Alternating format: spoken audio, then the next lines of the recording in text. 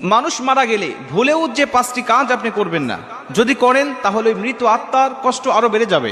এজন্য রাসূল সাল্লাল্লাহু আলাইহি ওয়াসাল্লাম বলেছেন যে এই কাজগুলো তোমরা করবে না। 1 নম্বরে, বেশি দেরি করা যাবে না। মানুষ মৃত্যুবরণ করার পরে আপনারা দ্রুত তাকে ধৌত করে দাফন কাফন সম্পন্ন করে ফেলবেন। এটা হবে ওই মৃত ব্যক্তির জন্য বড় কল্যাণকর এবং তার জন্য ভালো। 2 নম্বরে, মানুষ মারা গেলে চিৎকার করে, চুল ছিঁড়ে, বুকের উপরে থাপ্পড় নিয়ে কান্নাকাটি করবেন না। মানুষ মারা গিয়েছে, আল্লাহর হুকুমে চলে গিয়েছে, আমাদের সবারকে যাইতে হবে। 3 নম্বরে, মানুষ মারা গেলে যে কাজটি আপনি করবেন না, আর সেটা হলো, অনেক মানুষ আছে মৃত ব্যক্তিরা মৃত্যুবরণ করার আগে অনেক ওসিয়ত করে চলে যায়, যেই ওসিয়তগুলো পরবর্তী তার আত্মীয় স্বজনরা বেমালুম সেটা ভুলে যায়। ওসিয়তটা পালন করার মতো তাদের কর্ণপাত হয় না, খেয়াল হয় না। যদি শরীয়তের কোনো বৈধ ওসিয়ত করে যায়, তাহলে মৃত্যুবরণ করার পরপরই, কবরস্থ করার পরপরই সেই ওসিয়তগুলো পূর্ণ করার দায়িত্ব আপনার।